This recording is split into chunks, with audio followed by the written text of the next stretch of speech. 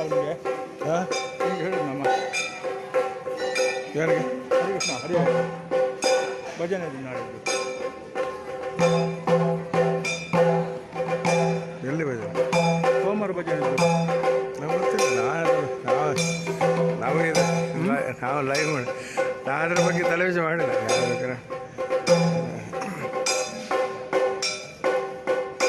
ನಾವು ಜಾಸ್ತಿ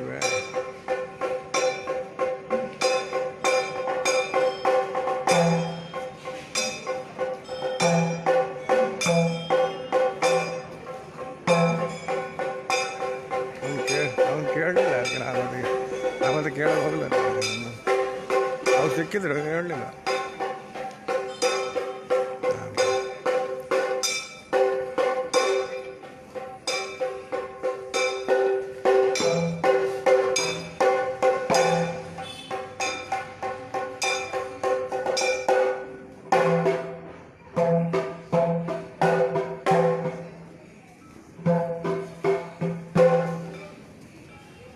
ರಾಣ ಮಂಗಳೂರಲ್ವಾ?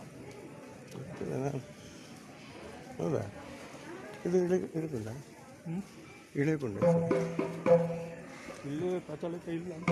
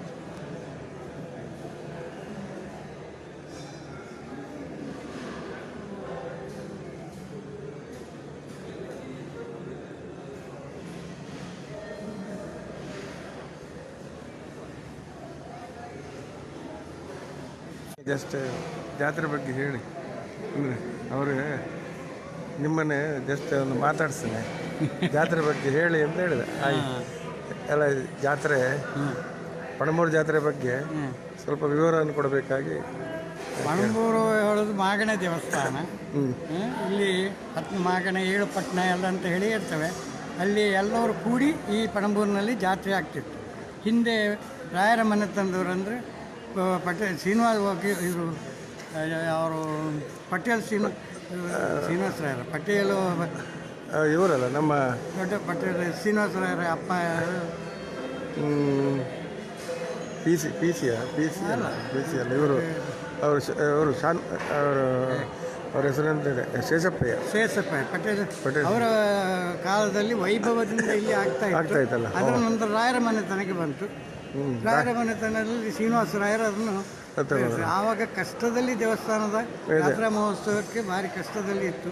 ಆವಾಗ ಧರ್ಮಸ್ಥಳ ಮೇಳತನ ಆಟವನ್ನು ಆಡಿಸಿಕೊಂಡು ಬೇರೆ ಬೇರೆ ಇದರಿಂದ ಬೇರೆ ದೇವಸ್ಥಾನದ ನಾಗದರ್ಶನ ಮೂಲಕವಾಗಿ ಡಬ್ಬಿ ಇಡಿಸಿ ಅದರಿಂದ ಬರುವ ಉತ್ಪತ್ತಿಯಿಂದ ದೇವಸ್ಥಾನವನ್ನು ಶ್ರೀನಿವಾಸರಾಯರು ಕಷ್ಟಪಟ್ಟು ನಡೆಸ್ಕೊಂಡು 65ನೇ ಇಸ್ವಿಯಲ್ಲಿ ಈ ದೇವರ ಎಕ್ವೈರ್ ಆದಾಗ ಊರಿನವರೆಲ್ಲ ಕೂಡಿ ಸ್ವಾಮಿಗಳ ಪೇಜಾವರ ಸ್ವಾಮಿಗಳ ಇದರ ಮುಂದಾಳತನದಲ್ಲಿ ಈ 2 ದೇವಸ್ಥಾನ ವಿಷ್ಣು ದೇವಸ್ಥಾನ ಮತ್ತು ನಂದನೇಶ್ವರ ದೇವಸ್ಥಾನವನ್ನು ಉಳಿಸಿಕೊಂಡು ಅದರಲ್ಲಿ ಆವಾಗ ತಮಿಳಿನ ಚೀಫ್ ಇಂಜಿನಿಯರ್ ಇದ್ದ ಕಾರಣ ಅದು ನಮಗೆ ಸ್ವಲ್ಪ ಫೇವರ್ ಆಗಿ ಬಂತು.